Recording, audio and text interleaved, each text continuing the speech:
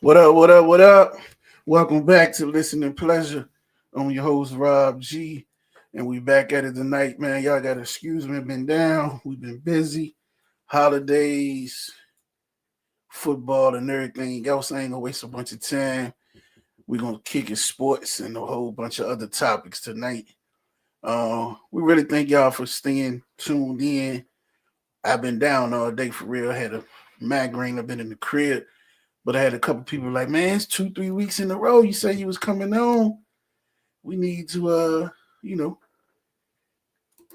talk about something. So I'm gonna see who in the comments who want to who want to chat and do all that good stuff. My bad. I'm trying to get ready to load my guest on, my co-host, and all that. So y'all know what we say every night around this time.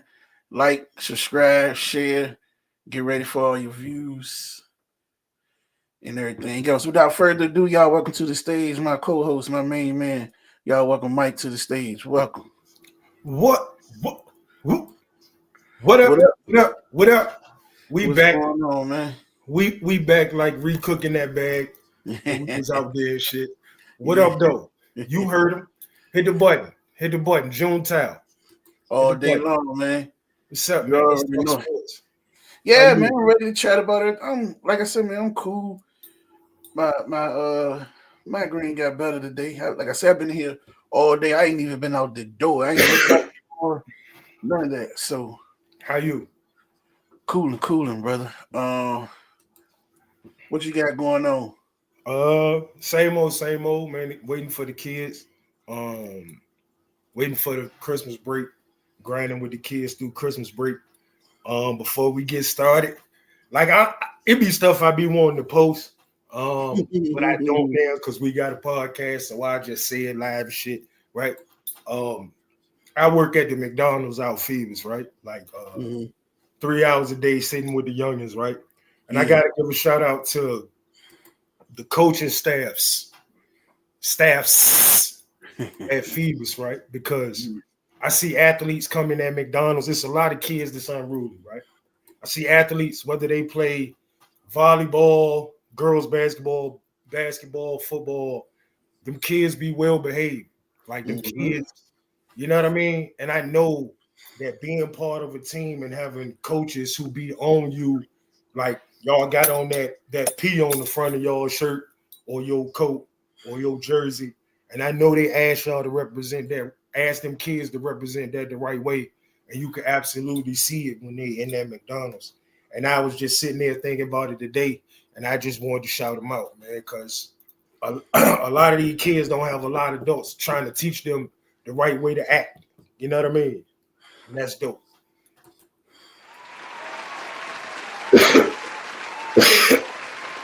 Anybody who know any of them, tag them, let them know. Man, somebody see it. Yeah. So without further ado, we're gonna welcome someone. We got a couple of guests on right now. Like we say, man, y'all want to join us? I post the link on my page again. I drop it down here. We just chatting, talking about sports, nothing playing tonight. As y'all know, I fell back from basketball, but it's on. We got some football talk. So without further ado, welcome up and in the order. We're gonna welcome y'all. Welcome to the stage. Y'all welcome Coach Silk Bell to the stage. Man, What's going on, man? What's going on, man? You know what I'm saying? Happy to be a part of, you know what I'm saying? Type shit, twin gang, you know what I'm saying? Man, we is everybody over 40 in this conversation, man. We don't do stuff like that.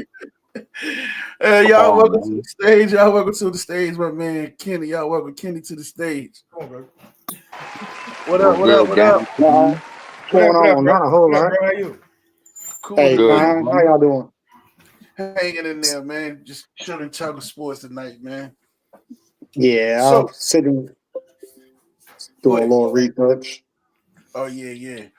So, Mike, go ahead. I'm gonna give you the stage, Mike. I know you had something you want to chat about. First. All right, let's boom. Let's start this way, man. Before we Okay. go into all the other stuff, let's. Because I know everybody got different opinion on this. Let's start with Shadua, man. Let's go on and get it all out. Let's go on and get the Shadua out the way. Let's start with Shadua. Where we start at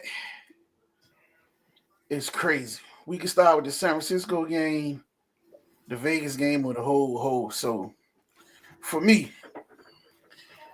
um, man, it's so much to dissect with that. How I mean, we all want to make sure the kids in the right situation. It's clearly staff and everything else don't like them. That's all I can say. You know, in so many words, you can say, "Oh, they training them, or they trying to do this, or they." That's BS. Your coach won't even say your name, bruh. You know what I'm saying? That man won't even say his name. He don't address him. He don't.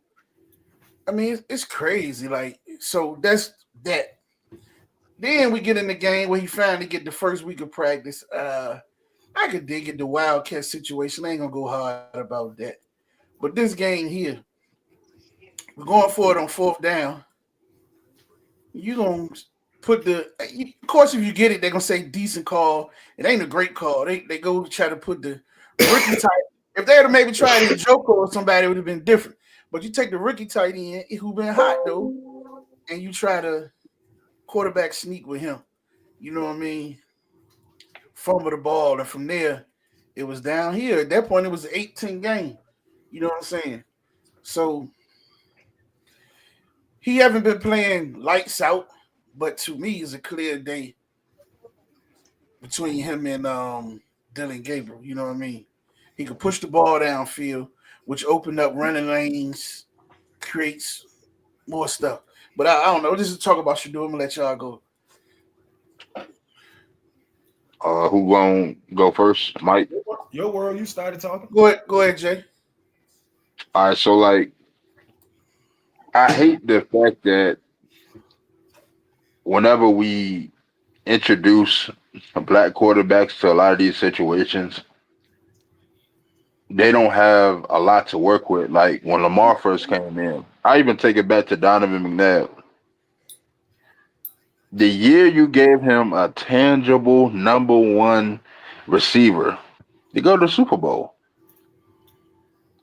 Like Lamar Jackson coming to the league, and it took them years to give him like actual pieces around him. And I feel like the same shit going on with Shador. I can go through. I mean, we can go through a list of black quarterbacks that have been in this situation. Justin Fields in Chicago. The only black quarterback I feel like that came in that was actually had decent pieces around him early is Jalen Hurts, but that's because the team had just come off of some success. You know what I'm saying?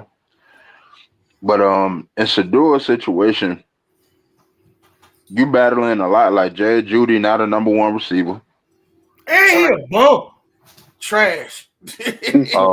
He not a number one receiver. He probably a number three on a lot of other teams. Uh, I forgot the. I like Isaiah Bond. I like Yeah, Njoku. I ain't even really seen them try to get Njoku involved. That's probably your best receiving option on the team, and I don't even see them I like drawing up that. I like Huh? him too. I like Njoko, and but I think he banged up a little bit. But the I young mean, but tight he end, playing. He yeah, the young playing tight though. end tough. Yeah, yeah.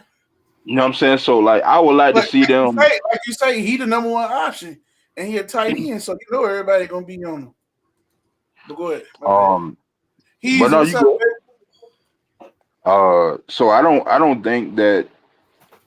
I think it almost hurts them to start him this year from a optic standpoint because especially during this stretch, these last once they said he was going to be the starter against San Fran, I didn't really think that they was going to be San Fran. They got Chicago coming up. Chicago's playing well this year. Like this is a rough stretch of games for them on this back half of the Mm-hmm. season. Tom, So what up, cuz?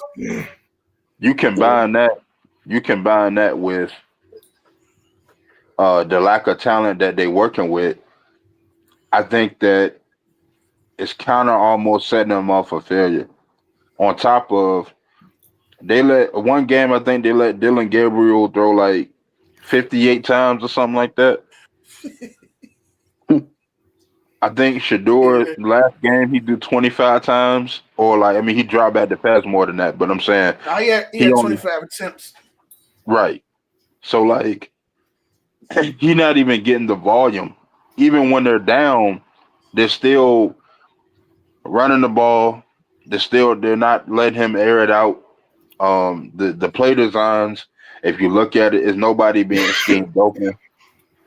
Guys running like basic routes. There's no pick routes. It's nothing that you see from a lot of the other offenses. And you talking about a guy that's supposed to be a offensive minded guy. That's why he got hired.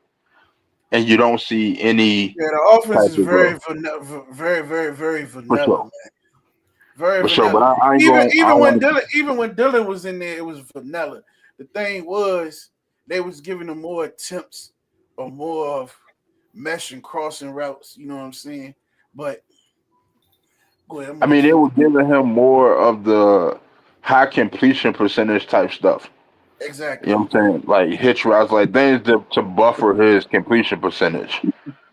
He didn't really go for a ton of yards, but they gave him a lot of stuff that like buffer like that. Oh man, he completed 60-some% of his passes. I mean, you doing check downs, you doing screen passes, you doing hitch routes, like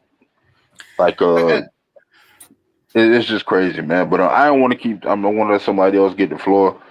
But that's pretty much my opinion. I just think that they put him in the worst possible stretch of games, considering that you're not working with a lot. And I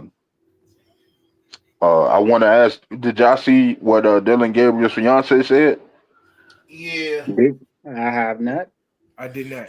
Yeah, Well, she said everybody Hold in on the first before you tell me.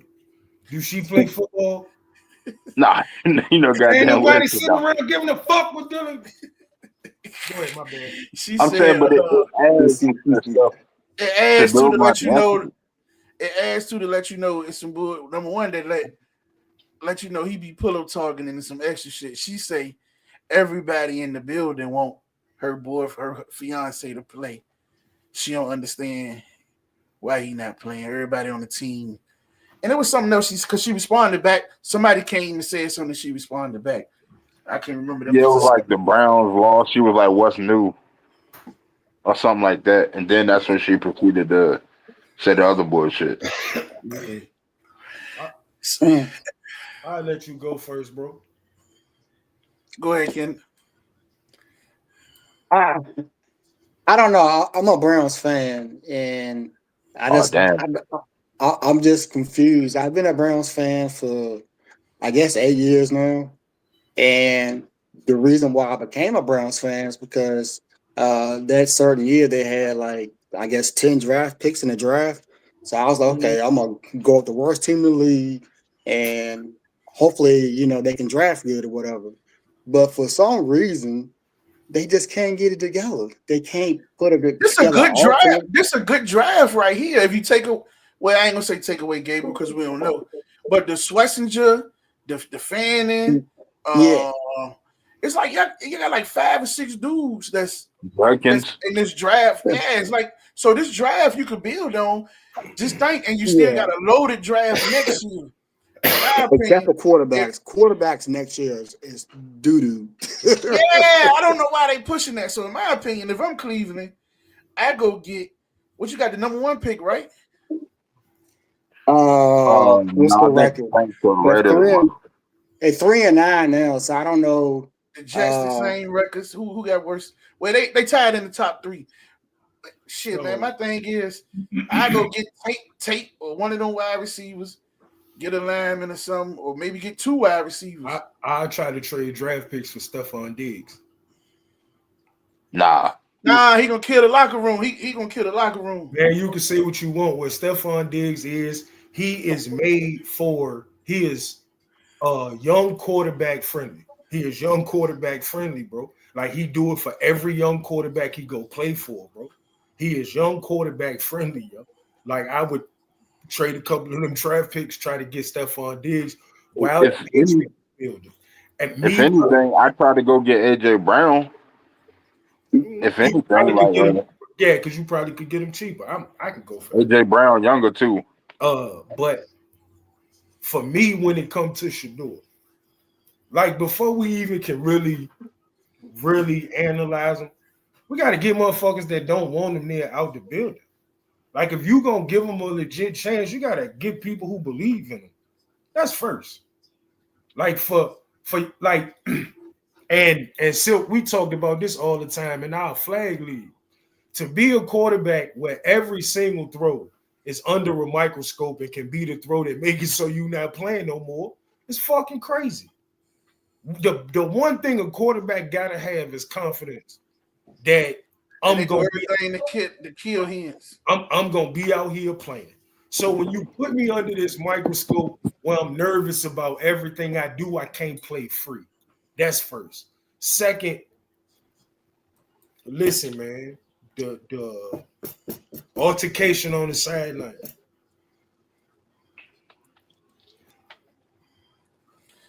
Jerry Judy. You can't be the nigga second in the league in drops. Right. Number one. And then no, I think CD Lamb number one. But he might be number one, but I think CD Lamb number one. But you can't be the nigga that we talk Either about. one of them. Either one of them. And then go with your quarterback like that. Here's my thing. Why you didn't do that to Dylan, Joe Flacco, or nobody else? It's been known. You've seen the difference in his attitude. I personally think he don't like Shador neither. Part of the reason why I think, like for me, that is apparent is because they call quarterback friendly games for Dylan Gabriel. Yeah. They literally like putting that man out there to fail. Yeah. Like what's up, AB? If you ever see this, when Aaron Brooks was in New Orleans, I used to get mad as shit at Jim Haslett because it was run the ball on first down with Deuce Staley, get a yard. Run the ball on second down with Deuce McAllister, get 2 yards. Then you go ask Aaron Brooks to make an 8-yard throw on 3rd and 7. And then get mad when your quarterback, like the offense so fucking vanilla and quarterback unfriendly. How you expect this man to have any type of success? You don't have no play action on first down, even though you have a run game. Like, and it's literally. I watched the last 2 games waiting to see, okay, maybe on the 3rd drive, we're going to come out and just take a shot, play action, because everybody know we're going to run the play action. Listen, just chuck it up one time. Judy got speed, he going to drop it. Let's chuck it up, and we got Bond. Let's chuck it up. No, but see, that's the thing. As a quarterback, you can't, and I ain't going to get into that. If we get into it, we do. But you can't be the guy that's screaming for the ball, and then when the quarterback turn and you the first read, because you don't think the ball coming, you ain't running your route hard. Correct. So because you not running your route hard, you done threw all my timing off in the play chart, and it looked like I did something wrong. Pat, what up, man? When I was really supposed to go up top to you from the beginning. And excuse me right quick. Hey, my wife. Hey, listen, first thing first, man. Jerry Judy ass trash, man. You got to get him the fuck up out of there, like it's that's first. You got to get him. You got to get him because you don't know how good the other guys are until you get a comparable number one. You get right now, Bond and Juco, whatever his name is, and Fan, and those are the 3 best receiving options they got. But you don't know how good they really are till you get them a true number one who demand the defense to goddamn it focus on them. Then you can find out how good them other guys. Randall Cobb wasn't really good. He just knew how to play off other people. You feel what I'm saying? Like you gotta know facts. So you gotta build that old line first. Listen, that's what I said too, right? They gotta catch a veteran or 2 in the free agency, and then with them picks, they gotta hit on 1 or 2 linemen. 2 of them picks need to go to linemen, and 2 of them need to go to wide receivers. You know what I'm saying? Defensive wise, they straight, they young. Shooter, what's the boy from here? He ain't even playing. He hurt the boy from Bethel, the African boy, Jeremiah Wusu. So he come back, Schlesinger back. Hey, come on, man. We talking real, cuz he's talking Giants going to Super Bowl. But yeah, so I just think with that, man, they got something. And then listen, Shador cheap. You know what I'm saying? Right now, you Got him for cheap, 5th-round pick. You want me to tell you something? I think though, I think his whole career he gonna be cheap. I think to build championships around him, he gonna always take less than he can get. Yeah, I truly believe that. it depends. Let me see. D say, yeah, he has to go. Yeah, Judy got to go, man. Let's see. Y'all heard his press conferences off trust, and he don't trust that line for sure. Order him. Yeah, you can't trust no wide receivers. The line. Listen,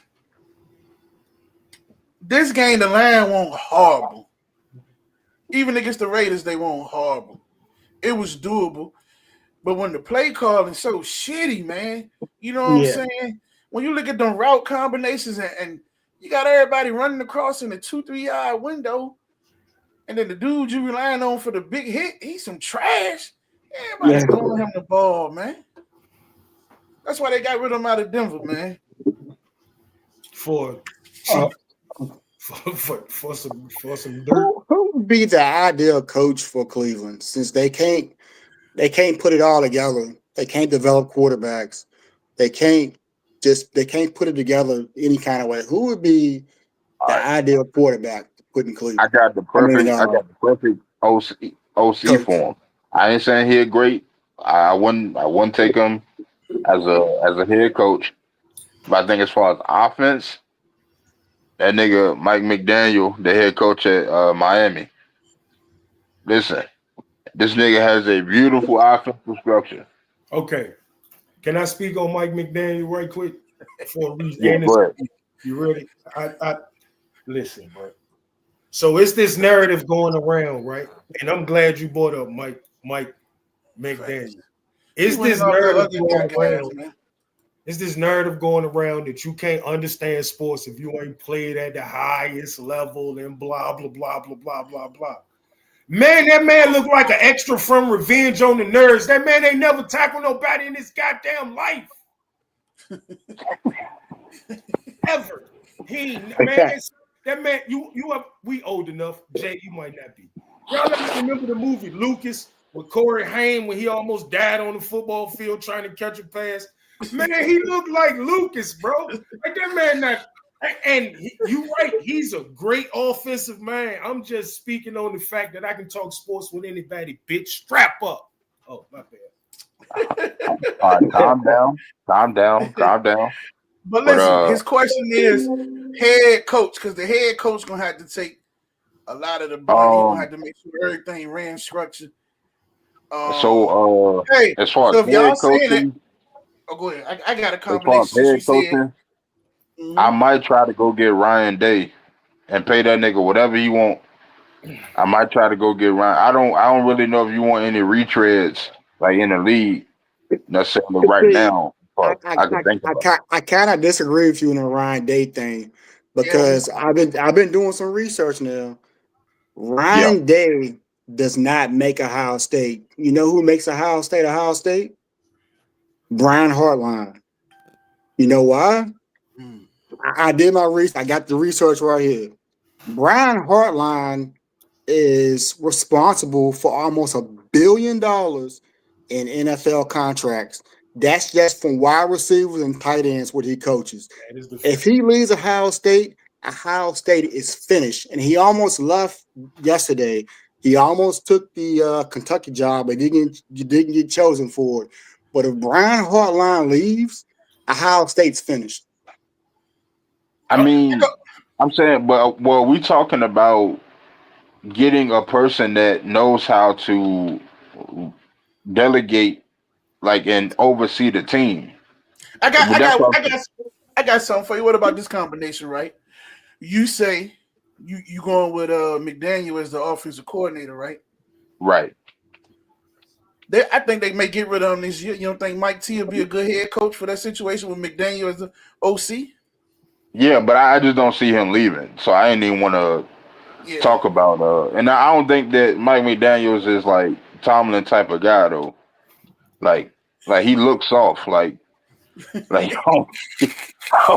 think he gonna look at that nigga like Mike do.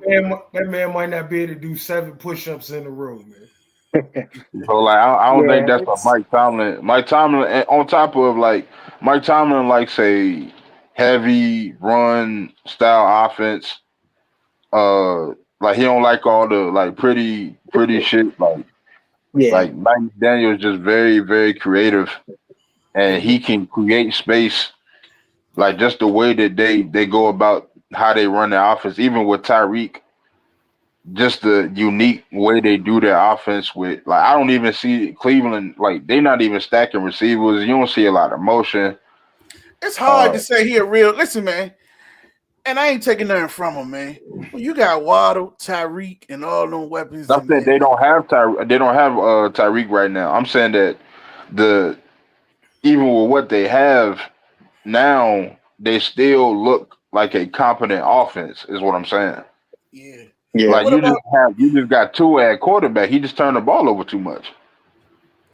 yeah? I don't know. But Somebody else. I'm trying to think of somebody different that could deserve well, well, deserve. well, well. Why you thinking somebody else? Let me put my Mike V 2 cents in and go off on the tangent. He yeah, brought up Ohio State, which made me think about Penn State. How the fuck is Penn State still in business? All that Freaky I Friday know you shit. listen. Hey, hold that. I want to go to that later when we talk about that. I want to talk about that and some other stuff that go into that. What? Hold, Oh, hold that, right. hold that one. Hold Okay, that one. man. We gonna feed into that right off the Virginia Tech spin because we'll be talking about Franklin and everything. Then we could go into the Okay. Penn State. That's yeah. but so Coaching, man. That's I mean, there's so many dudes that been done dirty, man. Like let's just go into coaching. I don't know if he a good coach or not, but the way New England played Gerard Mayo, you know what I'm Listen, saying? bro. I swear to God, That man didn't want the job. He said, "No, I don't want it." They say, "Take the job." He said, "No, I stay the coordinator. Take the job. We're gonna ride with you." Blah blah blah. You made him take the job just to fire him and don't even put him on the. You know what I'm saying? yeah, that's tough. Like, damn if you do, damn so if you don't type of situation. so You know what I'm saying? part of the reason that I'm happy that Pittsburgh going through what Pittsburgh going through is because you had them two black quarterbacks and neither one of them played bad for you last year. Neither one of them. And for you to not give them a shot to prove that they could in it, like I'm a firm believer that it's goofy to ask any quarterback in the world to be great in 1 year and not give him another chance in the same system, on the same team, with the same people. All like I just think it's goofy. And the way that they did just because I think Justin Fields played better than Russell Wilson, even though Russell Wilson looked better to people, maybe. But Yeah. for them not to give either one of them a chance coming in, I'm glad that Aaron Rodgers shit getting his ass kicked all over the football field.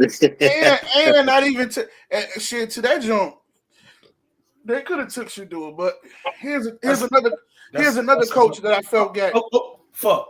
While y'all thinking about coaches, because I would think you would have to get somebody who's gonna be the coach and the GM where they can control the narrative from top to bottom, roster and all.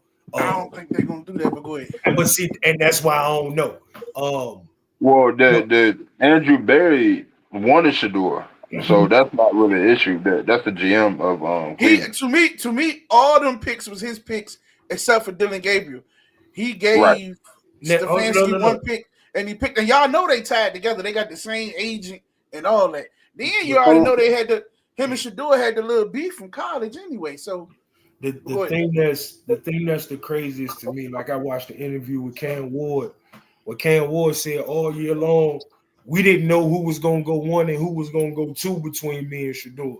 And there's a bunch of people that'll tell me that NFL scouts smarter than what I watched on TV for 2 fucking seasons, and that Shador won't NFL ready and Dylan Gabriel Woods. Because people was trying to say it like I just watched Shador Sanders. Man, nobody had Dylan going in the third round. People act like I just watch Shador, like I don't just watch sports. Like I watch, man, I don't care.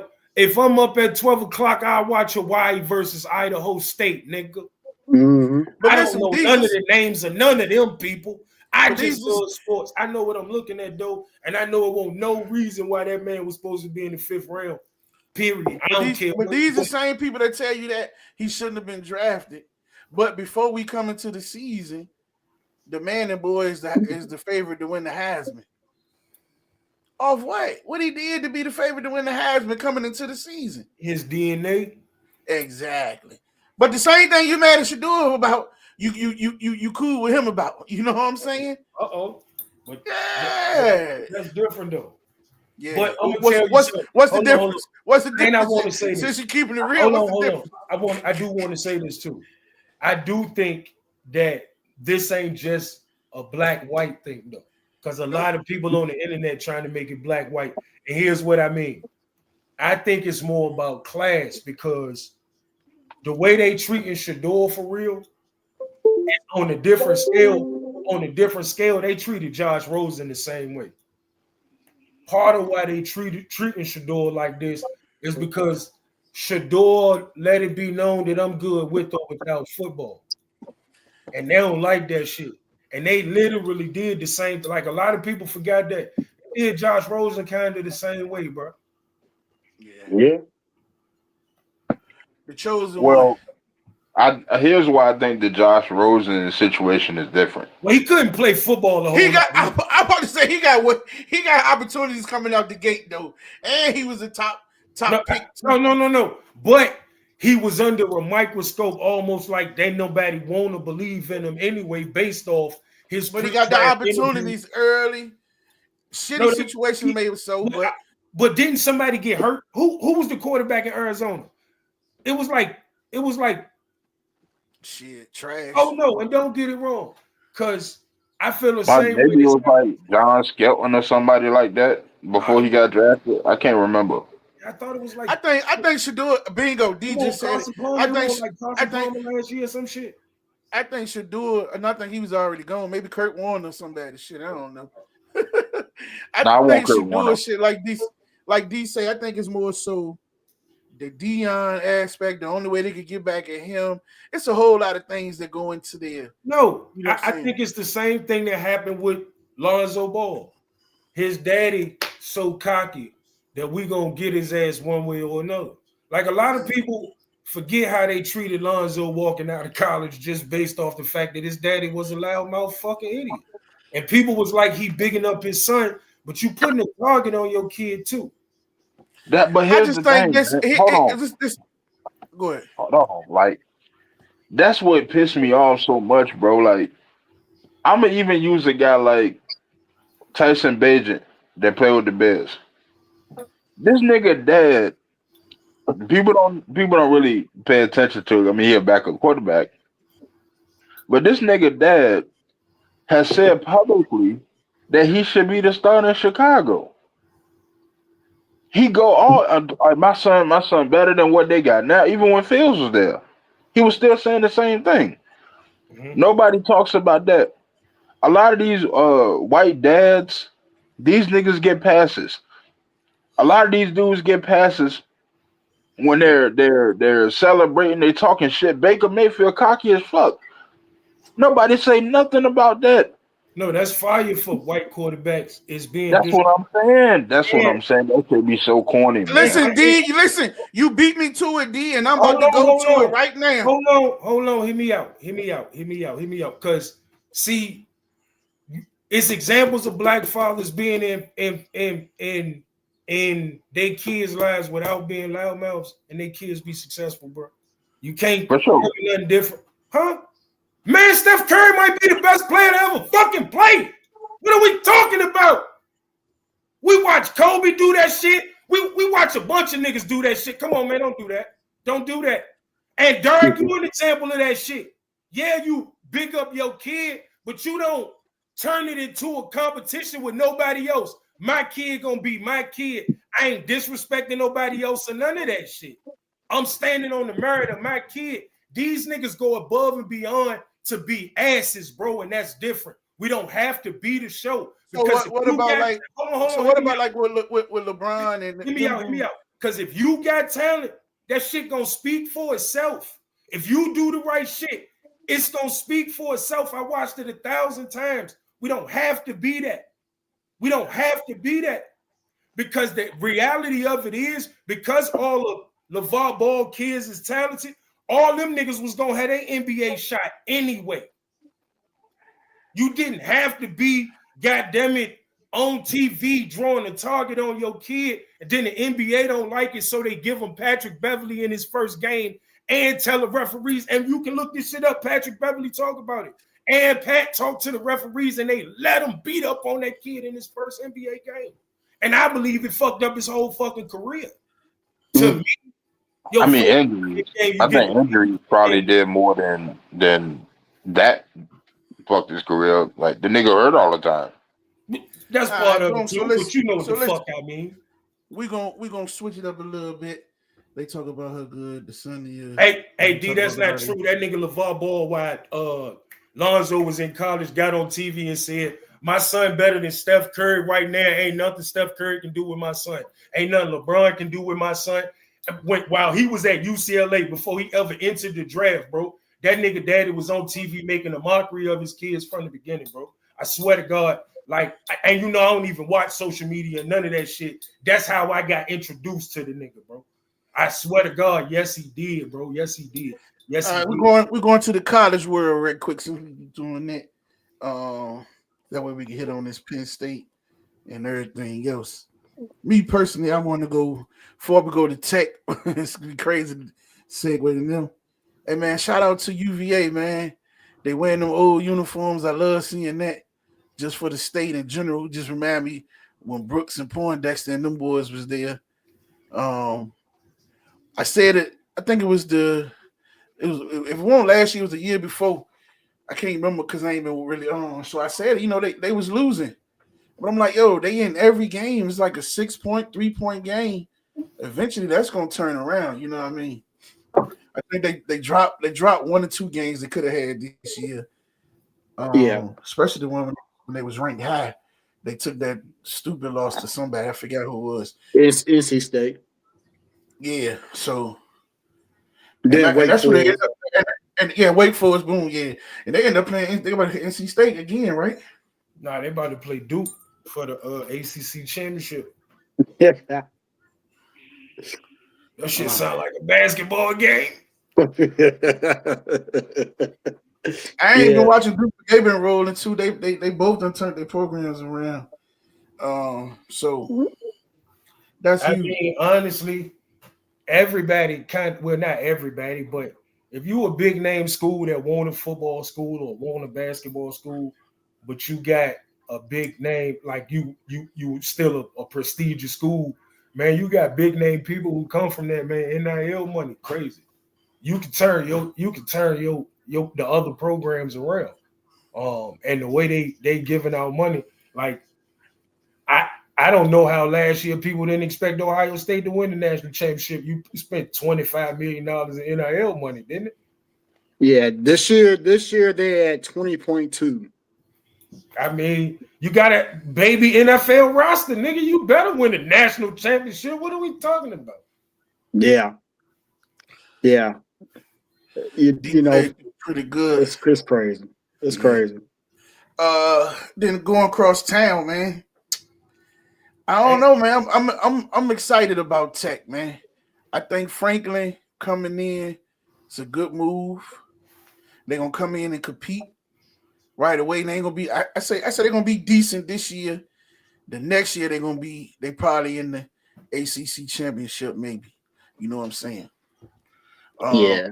If not, year 3 for sure they run it through if he's still there. Only thing we're gonna see how much he get in this portal. Like they bringing in some big pieces. Shit, I just happened to look before we got on. I was looking in the guys coming out of high school. They went O-line crazy. I think it's like 8 of those guys, 8 O-linemen. I think coming in. 8 linemen. I ain't gonna say O-linemen because some was D linemen. Well, I think it's 3 D linemen and 8 offensive linemen total so far. Well, I truly believe it don't matter what level of sports or football you playing, that's where your team started. Like, we know the names of people who touch on the ball, but championships are won from people who make it so then people get to do stuff with the ball. Facts. As an Eagles fan, I ain't never shied away from talking about that the offensive line and the defensive line are the stars of my team. I don't care who the people are with the other jerseys on. Like build a team, you build a team the right way, and that start since I was a kid from being able to change the line of scrimmage, whichever side of the ball you want. I look at, I just think dude coach a good solid team. He didn't get a couple of big games done, but he definitely be on his thing. But he won 2 CFP games last year. He was a game away from the national championship game, and he still got fired. Yeah, that's what gets me. To me, my whole thing is what you're replacing them with. You firing them for what? You let social media tell you the hot seat got to be on them. He helped turn your program where your program wasn't all. I don't know, man. It's just crazy. Yeah. But to me, a big part of the stability of coaches, players, any of that is 24-hour sports talk and social media. Like we allow people to just create narratives about, like, and I hate to go off a little bit, but think about that 1 year in LA, what it did to Russell Westbrook, how they tried to change the narrative of that man's career like he ain't as great as he really is. And it was just sports talk and fans. It wasn't like if you talk to the people in the mix, they was like, man, I don't know what the fuck these people talking about. But we still let that become the narrative.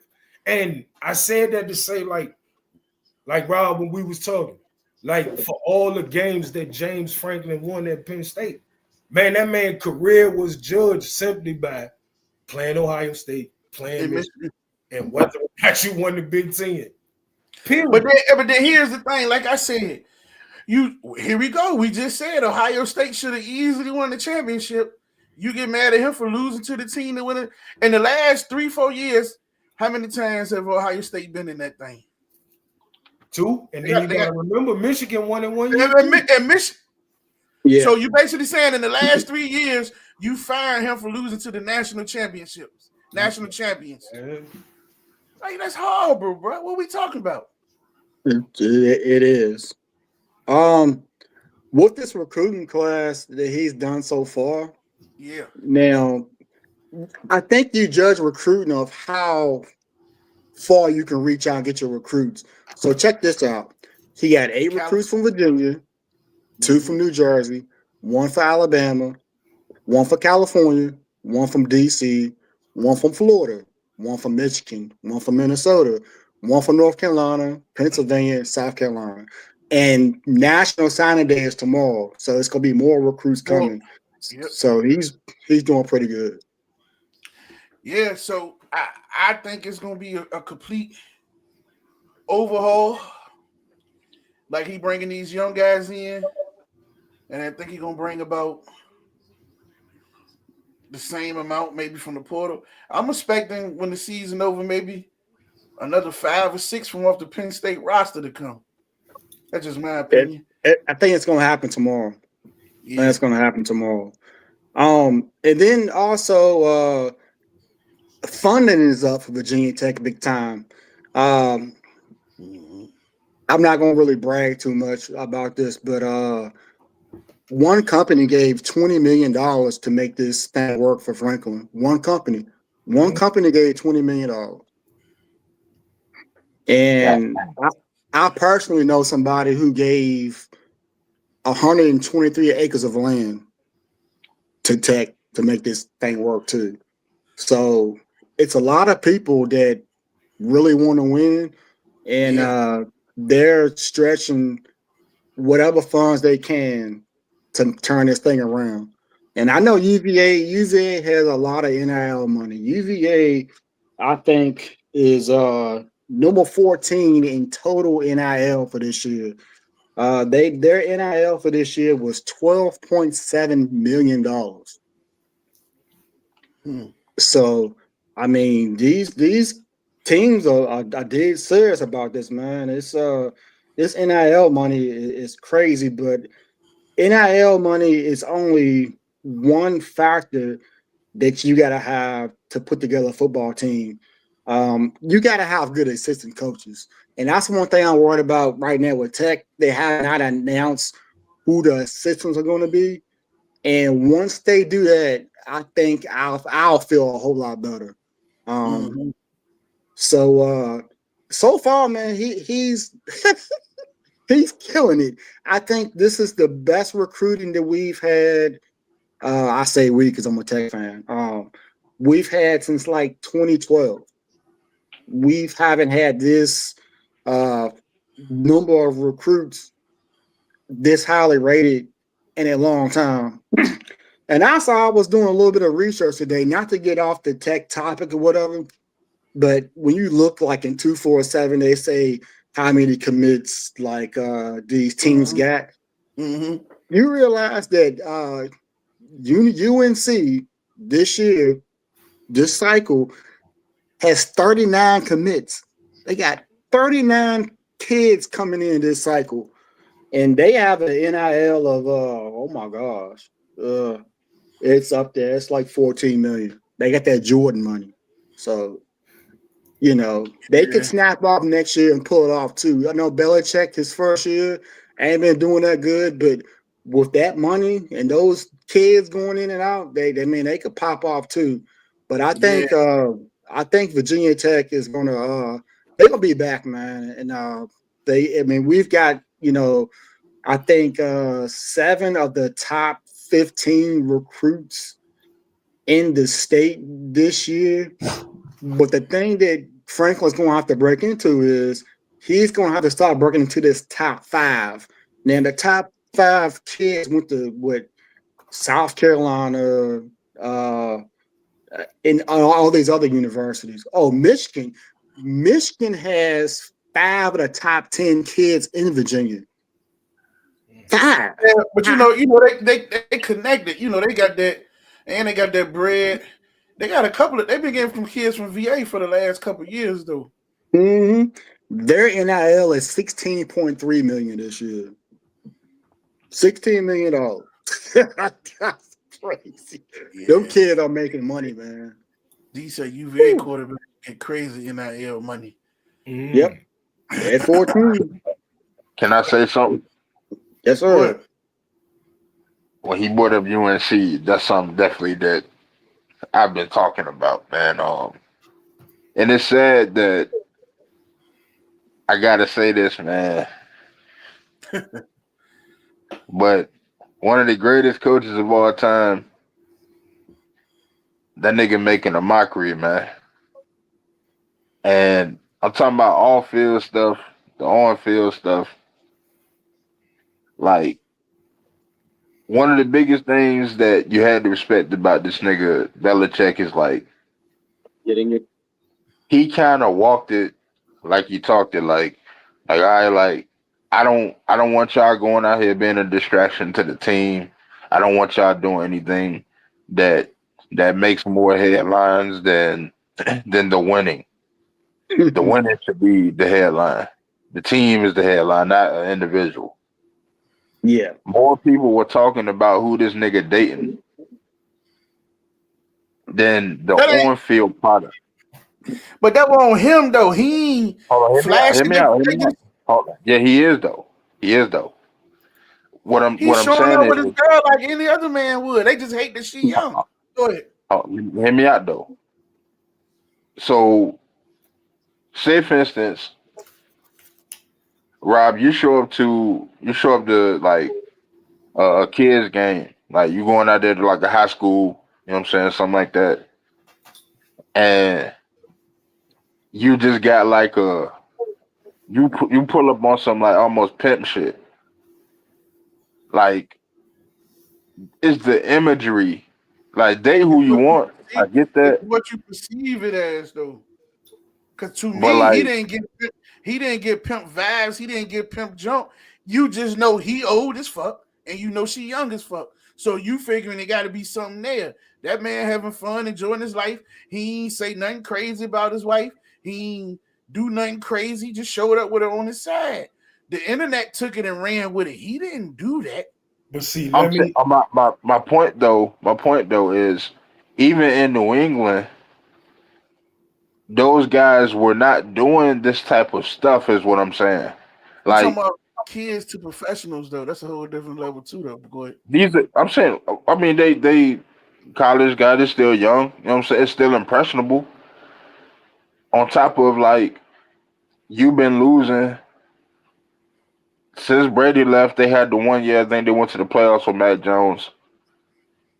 Like you hired fucking Matt Patricia to be your OC.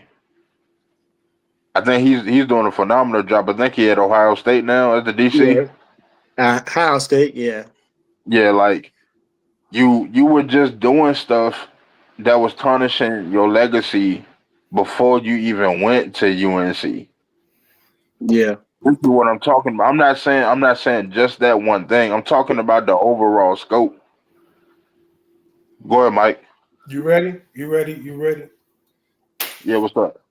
It's a whole group of people who say Tom Brady can't be considered the GOAT because he a cheater.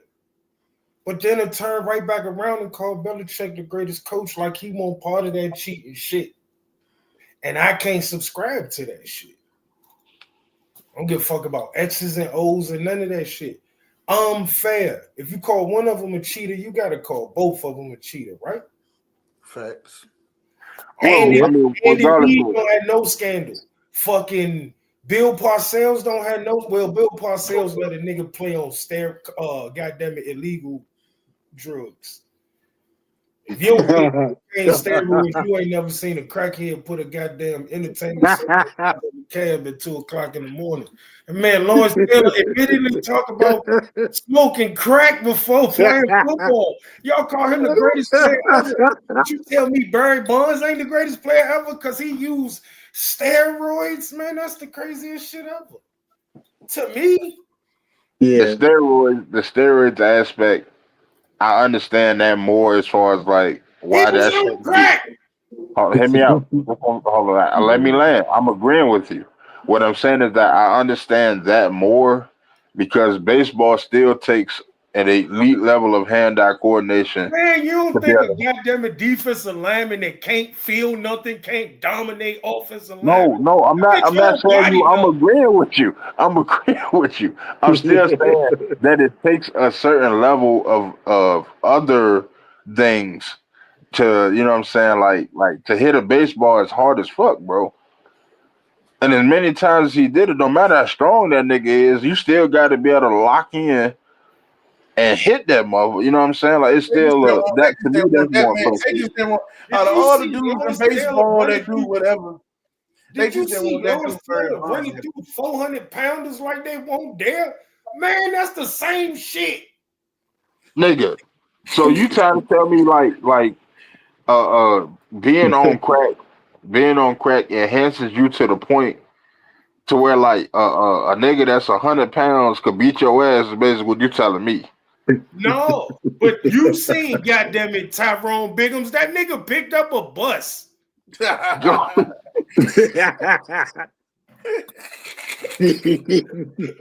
nigga terrible, man. Yeah, listen. I get what you're saying, but to me, I don't agree. The crack smoking, that shit ain't nothing like the steroid. Like That shit is a goddamn man. Me and Craig used to smoke blunts and dominate football fields. You don't think? And we was not in pants.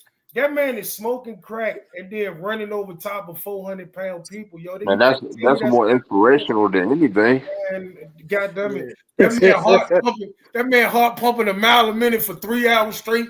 Man, he go in at halftime and get souped up. Man, fuck that. Hell no. Man, highs don't last that long, I heard. Lawrence Taylor.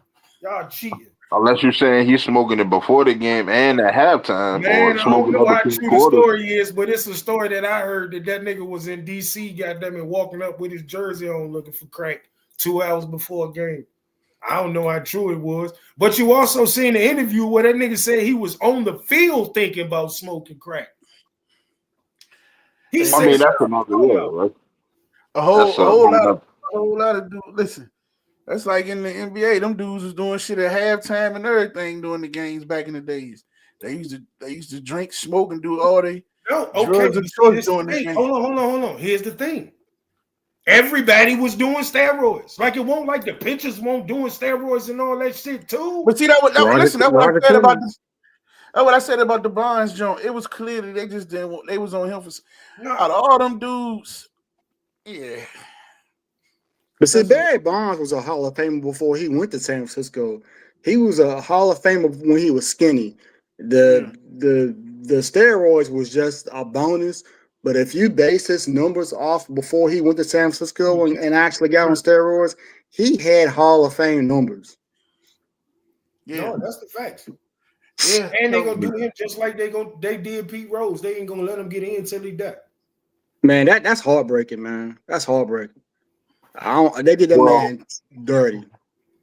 Pete Rose, I feel like is much. If I find out a teammate on steroids, but you're still helping my team, I can't be as mad about that. But a nigga just flat out being like, let me point shave, let me goddamn, let me. That's a much harder pill to swallow, in my opinion. Yeah. Like a nigga that's on steroids, like you're trying to get better, albeit by nefarious actions. You're still trying to get better to overall help the team. Versus a nigga that's like, nah, I'm gonna go out here and lose on purpose. That's insane to me. to Hey, me, hey, to me, listen. for the Pete Rose shit, right? When they allowed legal FanDuel and all that gambling on the games, his shit should have been wiped off then once you start doing that. Uh, I agree.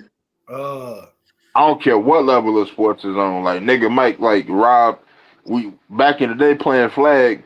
If you heard like Junior was like, yeah, man, I gave up 6 touchdowns that game because a nigga offered me, whatever amount of money. I'm like, nigga, what? Like, yo, that's gonna blow your mind. Like hold on, wait. That's different though. That's different. Cause how? I might shave some motherfucking points. We was playing for free. Somebody gonna give me Hey, some D said a money. good question. He said, no, because I think they said D said you think he was on them in San Fred. I think they say they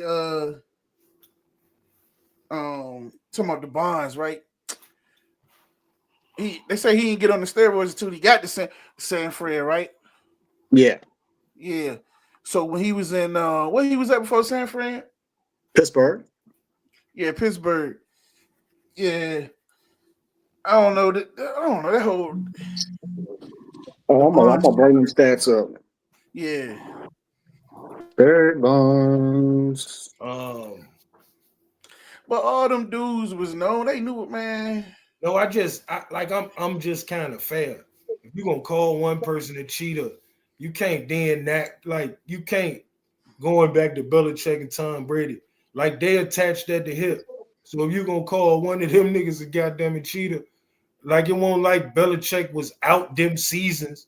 Like, and I believe Belichick more responsible for Spygate, while I might think Tom Brady is more responsible for Deflategate. So if Belichick more responsible for Spygate, how the fuck they ain't held to the same standard? I think that's stupid. I think that's stupid. Well, so I feel like without that, even without that, you know what I'm saying?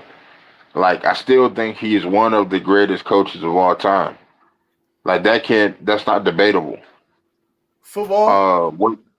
Huh? What the hell? Why is not? You It's talking about not debatable. football? Yeah, Like if like you yeah, add, listen, because here's the thing now. The Deflate Gate, they won the Super Bowl. Spygate, they won the Super Bowl. right. And something else they was involved in. So 3 of those bowls you take away. Wait, He's hold on. Okay. Hold on. He still has Bowles as a coordinator. He still has Bowles as a head coach. Hold on, hold on, So hold on, hold on. he still will be one of the greatest coaches of all time. Hold on. If I ain't mistaken, like won't Spygate in like the on the way to the third Super Bowl, or was yeah, it the second? I second think or it's the third, third. second or third. So how we know we Any other should them other jumps with it we should be can't do it. completely sure that the ones before that came from Spygate, because we only found out about Spygate because a coach who was on his staff that was winning. I want to say it was Eric Mangini. He was Right. winning, getting them shits, and then when he won't dare no more, then he told. So we don't know how long that nigga was doing that shit, right? And if we They went the Spygate shit. He said how was it cheating to everybody? The Spygate shit, I think they went to the people practices and recorded that shit, right? if we got equal talent, if me and you, if you coaching and I'm coaching, and we got equal talent, and I know your plays and signals, bitch, I'ma beat your ass. He said how was it cheating? Yeah, I think they got caught recording people's signals and all the other shit. Signals, like play calls, hand signals, all that shit. Like, yeah. But I mean, also like a lot of that shit too was during the game. I think they would also be recording little stuff. As far as like recording like coaches talking and shit. That's why a lot of coaches cover their mouth now. Yeah. Hey. Listen, I think a lot of y'all really good coaches, and I ain't saying that to butter niggas up and shit. Man, if we got equal talent and I know your plays, man, I'm gonna bust your ass. I don't care who you are. I'll bust Bill Belichick ass. You let me know what he calling every time I step to the line of scrimmage. I'll bust that nigga ass. I feel like that only works. It's about sports, nigga. I feel like that only works like for defensive signals anyway. So I feel like the person that would benefit more from that will be their offense. Like, cause you don't really have no idea what I'm calling in the huddle. Like you can say, hey, when y'all see this, we're gonna check to this. If they do this, we're gonna check to that. You can say that, but you still don't have an idea of necessarily what they're calling in the huddle. Man, you can talk about it in any way, shape, or form you want to. I'm gonna say it as plain as possible, bro. If I know your plays, I'm gonna see and we got, you can't say that they do their plays. Listen, bro, you can't say that. They know hand signals. What the fuck? All right, so hold on. If I come out of I-4 12 times in a row, you gonna know what I'm calling every single time. Okay, just coming I-4? So hold on. It might help me more on one side of the ball than the other. It don't matter. I'm still gonna bust your ass. I got a leg up because I know when your hand signals do whatever your hand signals do. I know what that means. What the fuck? I kind of agree. Oh shit! What I do? I kind of agree to a point. Because if you know, like you're saying, if you know the D, I just sent you the link. You got to click the link and jump on from there. Oh shit! The first time D Nizzy jumping on. Yeah. and I swear to God, that's not taking nothing from nobody, bro. That's not like I think if you know my plays, you gonna beat my. If you know when I'm on the sideline and I hold this card up with these 4 boxes up, and this one in the right is the Oregon Duck, and we run a receiver screen every time the Oregon Duck is in the right hand corner, man, you gonna beat my ass. I don't give a fuck man. That is crazy. But I think my argument is not that if you know everything I'm doing, that you wouldn't have a leg up. That's not my argument. My argument is you do not know what I'm calling in the huddle. I can go for that. But that's what I'm saying. Like it does not matter. It does not matter. It does not matter what is going on. You do not know what I'm calling in the huddle, other than if we're having certain hand signals and stuff like that. Other than that, but again, like you don't know. They was recording though, bro. Y'all welcome D to the stage. Welcome to the stage, D. First time on. What up, bro? Yeah. All right. Hey, look, I want to say this, Mike. You wrong, Mike. All I'm gonna say, listen. I get what you're saying. You knowing the calls, you knowing the signals. that give you a little advantage. You know what I'm saying? But your team still got to execute, Mike. Here go the second part to it. Why you think them niggas cover their mouths, bruh? Because they always been looking at all that stuff. How about this? Teams trade tapes and footage and stuff. Team record, come to games and record. They know when you get in a certain formation, in a certain position, what to expect anyway. You still got to execute. No, bro. You still got to execute. Bro, I You swear to can God. know all day long. What about the coaches that stand on the sideline and say 28 sweep? I write 26 power. What about that? Listen, bro, just hear me out. I understand all that. I heard your Hold on, logic. hear me out. They were recording this stuff and studying this stuff. I heard. No. And my argument, think about what I'm saying. My argument was if we have comparable talent, if we got comparable talent, I heard all that. like, man, so if my talent giving effort and your talent giving effort, I'm gonna have a leg up. That's all. Like, that's, and I believe if I got a leg up on you, I'm gonna outcoach you. I don't care who you are in the whole entire world, and that's no disrespect. Listen, no disrespect to nobody. Every coach believe that, Mike. I believe that too. But when you get in the game, it's different. I can go for that. No, it ain't. You can go for that. That's facts, bro. No, I can go for that. No, that's exactly. I can go for that. Every coach believe that. No. Hey, I tell you how we can figure this I out. watch a lot of these niggas coaching. They not that. I'm telling you what I think I am, though. I'm telling you what I think I am. I'm not saying every nigga can do that. I'm saying no. What you said is you don't care who the coach is. If you know the plays, you gonna stop. I did. You right. I just say let's put that to the test. Let's go get 40 kids, split them up, and I'm gonna call it out from the sideline and let me see you stop it. If I got a week to study what you calling, I'm gonna bust your ass. I got a week to study. When you say 28 sweep, this how you block it, and you gonna let me know that's what, man. I'm gonna bust your ass. Let's put it to the test, Mike. I'm with it whenever you are, bro. Yeah, that's all we gotta do. I swear to God, on my mama, I am. No, everybody believe that, Mike. Everybody, you think a coach step in the game thinking he gonna lose? No, but some of them niggas don't know how to coach. Some of them niggas don't know the game. So that's the argument right there, though. Some of them niggas don't. He do. We can't. What up, V? What's going on? Like, real good. Like, real. This nigga is one of the greatest coaches of all time. He's one of the.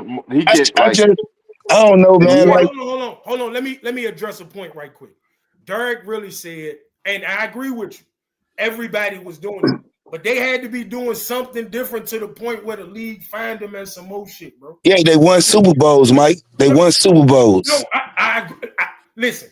I ain't taking under what I'm one of the niggas who see the argument started with. I know what the argument started with. I agree with you on that. I agree with you on that. What you're saying. That's the only reason why I'm talking about. Yeah, I get it. So many more people call Tom Brady a cheater, but not Belichick a cheater. I just think if one of them is, the other one is. Me personally, I don't take nothing from the Super Bowls. I call Tom Brady the GOAT. I think Belichick one of the best coaches. Me too. I'm talking about that narrative right there. Yeah. You can't split that up. But I don't consider that cheating, man. That ain't like I got them and went and paid your players to lay down, or I went to sabotage your equipment or spike your shit in your locker room or something. That ain't cheating. That's me on my game. They talking about the flake gate. Shit, man. What, because a little air was out the ball, would it make it easier to catch? Help me figure that out. Easier to grip in the cold. Man, them motherfuckers' hands big as a bitch, bro. They catching them ball. And in the Deflategate game, they ran the ball for like 300 yards. Yeah, they ain't even throwing it, bro. They ran the ball for like 300 yards. Yeah. Like, shit, if anything, that hurt them when they playing. You got different balls for playing. You got different. I don't know. I think that's just motherfuckers being petty, looking for the put it. They ain't talking about you or y'all individually. The people that always bring that up, they just looking for something to discredit them, man. Them guys on the shit that they did, bro. Oh, I got a theory on why people hated the Patriots, right? Either you love a winner or you hate a winner, bro. But it's a little bit, to me, I think it's a little bit more with the Patriots. Because that was a bunch of white boys busting a bunch of niggas' asses. That was a bunch of white boys busting a bunch of niggas' asses. Man, they were coaching, bro. They listen, a well-oiled machine, bro. Well-oiled machine, bro. Facts. Like on some real shit, and Silk, you can't deny this. I always talk about the Patriot way. Like, I think the Patriot way is the way to go win. Man, if we ain't focused if you ain't focused on winning, get the fuck from around here. Listen to players talk. Listen to players talk that played for them then and then went somewhere else. Everything they did was totally different, bro. They was prepared for everything. No, facts. And they respected that is the fact. Once they left. And they had the perfect guys, the leader and everything. No, that is the facts. I just think it's bullshit because that's why them dudes go through so much now to cover their mouth, the hat. That's why you got 3 and 4 guys sending in signals. Motherfuckers been recording that shit and watching that shit. Everybody looking for every advantage they can get on the field without crossing the lines. I can go for that. What y'all think about Florida hiring what's his name? What's it? Somerville? Ain't that who they hired as their coach? Who they hired, Kenny? What school again? Florida. He was from Tulane. Yeah, Somerville, ain't it? Somerville, something like that. Yeah. Summerall. Yeah, Somerville. Yeah. As a Gators fan, I don't really know a lot about them. I don't really watch Tulane like that.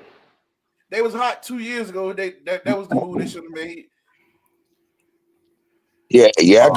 I could say don't nobody really know about Tulane, but that dude made them hot. Yeah. My thing is, you putting a lot of pressure on them, bringing them to the SEC, and Florida been kind of iffy the last couple of years. So, yeah, I don't know what Florida's deal is, man. They got $15 million a year in NIL money, and they just can't be in the top 5 of the SEC for some reason. I don't know what shit. It'd be simple.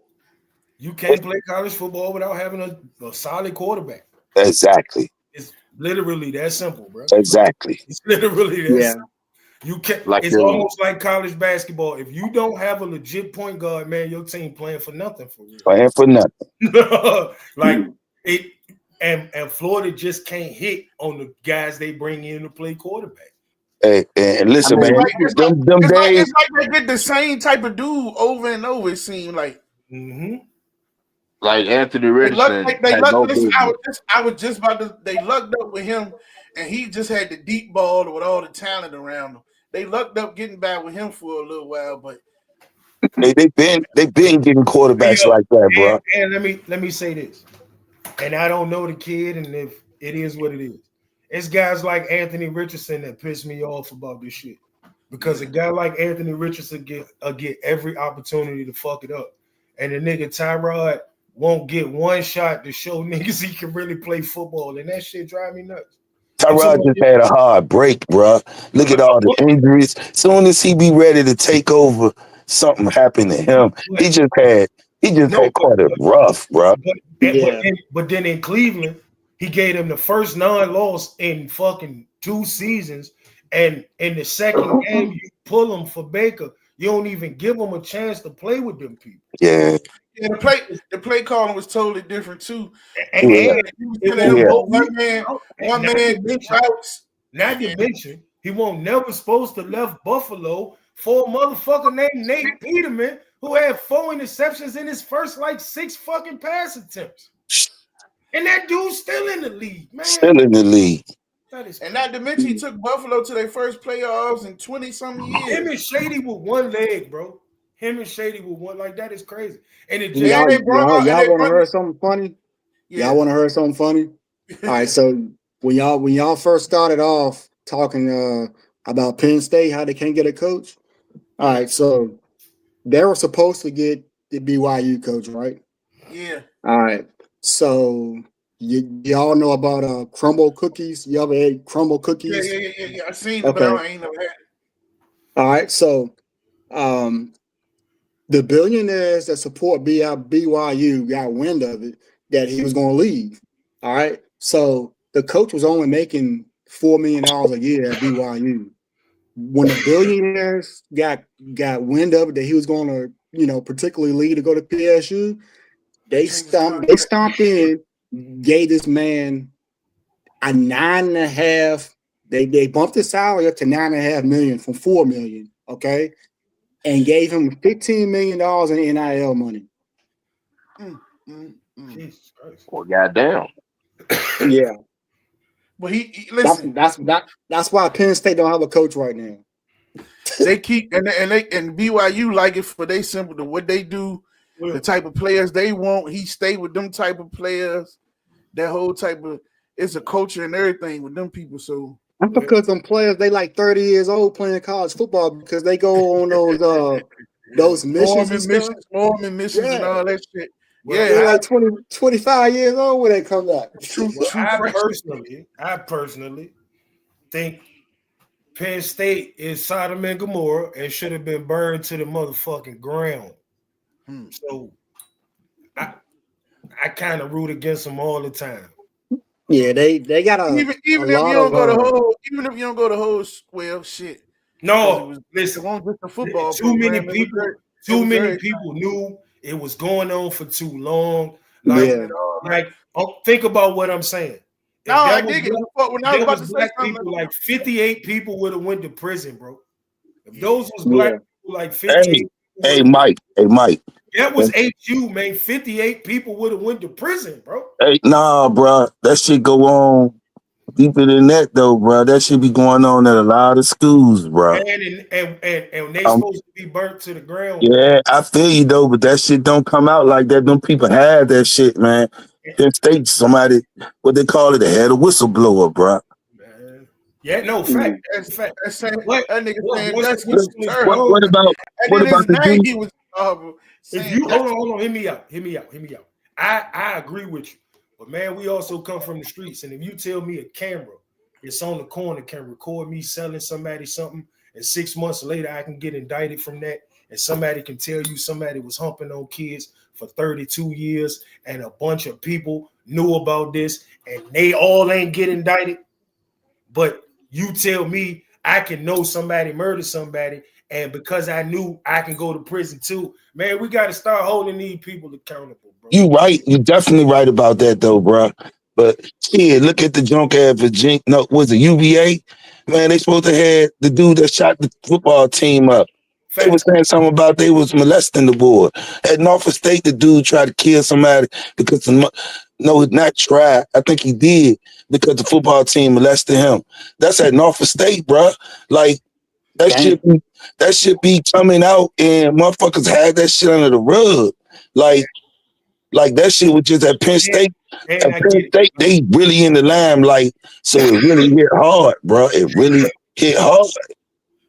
Like, y'all ever seen that video? And this some pause shit, but y'all ever seen that video where I think Anthony Davis, when he was in college, like the niggas had him on the ground, like on his stomach, and they was like playing in his booty and shit? No, I haven't. That's the first time I heard of that. Yeah, bro, like that shit was insane. And we talking about 6'11" Anthony Davis? Yes, nigga. Like they like. Fuck, that's another. And the nigga was laying. Nah, bro. That should be crazy, bro. I'm telling you, man. Man, some people got to do some stuff about this, right? But niggas need speaking up on it though. Niggas need to speak up on it because them dudes. Look, just think about it now. Let's be for real now. As a man, the first thing you said, like, shit, that couldn't be me. Yeah, what you gonna do when goddamn it 10, 6 foot, 300 pound niggas hold you down? What you gonna do, Mike? Go to prison forever. You say that shit, they gonna play in your ass, goddamn it. I'm fair. they gonna win. They gonna win today, but they can't live no more. I feel you though. But listen, everybody ain't built like that. A lot of No, guys I can can take that jump and they gonna be ashamed. They ain't even gonna speak on it no more because they don't even want that shit to get out. That shit deep like that, bro. Yeah. Yeah, it's definitely different times we're living in now, man. I tell you. Yeah, we gotta Yeah. find a way to stop that I'm culture. going Yeah. to make. How about this? How about this? How about this? If y'all think that shit new, y'all sleeping, bro. No, If you no, think no, that no, shit just started happening, you sleeping. no, no, no, no. No, no, no. The It's part of it, definitely. I'm speaking on is how high it went up of them people knowing and how long it went on. Yeah. Like I'm a firm believer. Like, man, Yeah, tell because somebody. everybody tried to get on Joe. Everybody tried to make it like it was Joe. And I think Joe just his thing was shit, man. What if I told? What if I went to the people? What if I said something? So sometimes it just don't be the school, man. Like you say, these boosters and people in tag, That damn they right, these tied into the motherfuckers running sheriff, shit that's the behind the sheriffs, scenes. the sheriffs, the community. So when you go to the police, that shit disappear. And No, then they on you about some other shit. So no, but Yeah. see, I can go for all of that, right? But that's like I'm holding the law enforcement and all that shit accountable. Once the look, investigation just started, hold on, just hear me out. Once the investigation started, it wasn't supposed to stop till everybody involved with that motherfucker was tore down. And what, like, it would have been something different if they would have told us he was doing it, and as soon as somebody knew about it, they say somebody told 8 years before we found out about it. So Oh Yeah. wow. I'm you pretty feel sure. I'm pretty sure it was told more than that. more than that. Me no, too. and that's but see, and That's that's what what I matters. mean. Who you go to? No, but And, that's that, what I mean when and I say once the that's what I'm saying. investigation started, more people supposed to went to prison. Listen, here it is. So check it out, like he just said, right? BYU found out your boy leaving. And they just gave him 9 million plus 15 million and all this, that, and the third. So imagine it's these group people you talking about with these billions, the 4-5 people that's about to get charged, they sons. They running the jails, they running the courts, they running everything else. So when you go tell, you get a report to that person, they give it to them, it disappear. They come see you. Now they got something to saying. Money talk, man. You know what I'm saying? Yes. It Yeah. sure do. Money talk. You tell again, you're gonna be missing, you're gonna be gone. We'll come up with something or whatever. You know what I'm saying? Like, not saying you should bite the, everybody can say what they're gonna do until they put in that situation where their life on the Goddamn right. when your life on the line, bro, you don't know You gonna what you move different, nigga. You gonna move different. especially when you're talking about money, billions that can track down, hunt you down And you know anywhere. these people, like we talking about in our city, and we move to be a bunch of niggas. But you gotta think about like small communities. Like that campus is a small community. Everybody know who running it. We might see who running it on paper, but when you actually there, you know who's in control. That shit Yeah. be crazy, bro. And they Yeah. be running the whole town. Yeah, we got here you go. We got the mayors. You got the mayors and the governors and the policemen. They running the city, but the niggas on the street know who really running the city. Yeah. Mm-hmm. No, They I who can they who they see. who they answer to. So it be a lot, and people do be telling, man. They But make that shit sure ain't right. Yeah, but it ain't right though. I'm with you, Mike. it ain't right at all. But it be, and Joe was so old, it probably crushed him to go back to deal with. Because what if he come out and be like, man, we've been telling the police in on this and blah blah blah. You know what I'm saying? No, and it's gonna sound crazy, but I think Joe wanted to go. I think once football was gone from Joe, I think Joe wanted to die with his secrets and never have to deal with it. I really I feel like said this, and Deacon remember this. I said this. I said, man, if they stop that man from coaching, that's all he know. He'll die within a year or two. hell, That's what like killed 2 him. days later. The man, Yeah, Yeah. that's what killed him. He was in perfect health before all that stuff started. And then once the scandal Yeah. started, he died within 2 years of that stuff. Yeah, 2 Because years now, he was now, gone. it's now like he ain't coaching. Now he got to relive. What if it was kids he really was trying to help and he couldn't, bro? Now here it is. I'm where old as hell. I got to deal with that yeah, again. y'all might be right too. But listen, think about this, man. Look at guys, and I know this from experience from the job I work on, been there 15 years now. Maybe guys that been worked there 20, 30 years, bro. When they retire, They be they gone. die within a month, man. He ain't got no reason to get up in the They morning. ain't doing nothing. Yeah. That's why I be like, when they be like seeing these old people at Walmart with 7 jobs and stuff, they doing stuff to keep moving, man. Yeah. That's like Definitely. when Pittsburgh and them from around the way, they used to get up. Used to get up every morning. I thought he had a job. He used to get up 6, 7 o'clock. They used to go hang in 7-Eleven. Then they go to 7-Eleven the Hard. hardest. 7-Eleven the hardest. Yeah, that's their morning routines every I'm morning. telling you, bro, that's just crazy. Like, not saying that stress and all that won't too heavy for Joe, but it could have been simple as you took his life. You Oh, took yeah. what he do. You took what he do away. Like a couple being married for 40 years. The husband died. The wife be right behind them. The other loved one be right behind them. They like really they die with they partner. No, that's the facts. Man, that man Joe was 80-something years old, broke his leg in the game, and was still And moving still, come on, around. man. What you talking about, bro? Hey, I'm gonna tell you though, one of the funniest things in college football ever was Bobby Bowden like last year, 2 years. That bitch didn't even know the players' names and shit. He said we put the other guy in there. Oh shit, man, you don't go shit. Hey, hey, but that was a coaching motherfucker, boy. He was though. He was. They He, say, he listen, ain't man, nobody worried about Vic. they say you think he don't pay attention because he don't say nothing to you. He gonna run it down. He ain't gonna say nothing to you. He gonna dress your position coach. They say he got a notebook in his pocket. He write down and dress everything. Yep, I heard about that. Say, yo, you'll see coach. He walk right past, don't say nothing. You see him on that notepad. Your position coach come right to you later.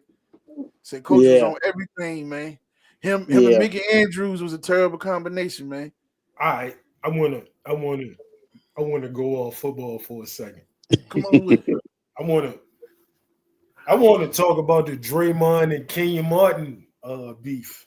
If Yeah, talk anybody, about it because I don't know a lot if about that. anybody is privy to it, we How all it know. started. Let's go to how it started. Like it kind of started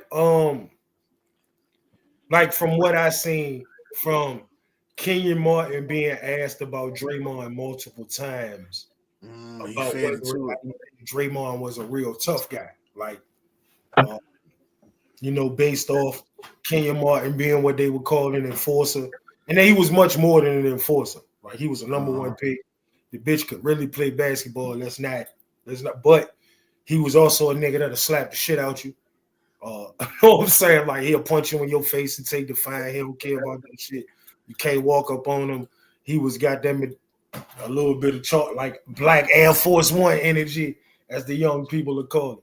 And he always get asked about Draymond and Draymond kicking niggas in the nuts and shit like that.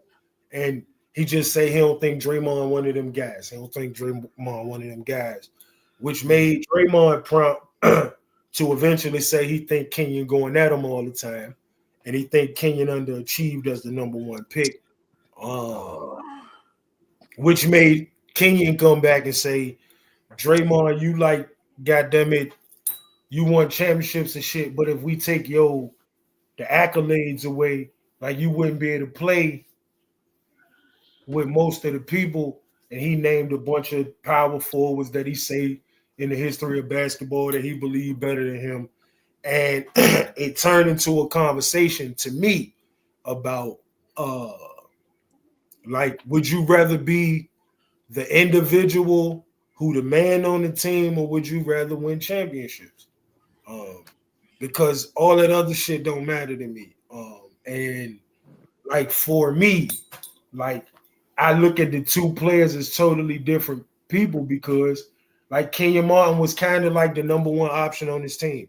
Like Jason Kidd was the point guard and probably the quote unquote best player, but Kenyon Martin led them in scoring. Kenyon Martin was who they ran their offense.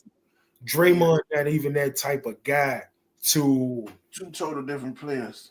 put them like to compare them. But to act like so first let me say this. I hate comparisons, right? I hate it, and I'm gonna tell you why. Because it's only in the black community. Like we hear people talk about how Sometimes much. it's necessary though. Hold on, just hear me out. We only hear black people. We always hear about if Jordan needed Scotty, if Magic needed Kareem. We never hear them talk about if Bird needed McHale or whose team it was or none of that shit. We never hear them talk about think about what I'm saying. Karl Malone like a white guy.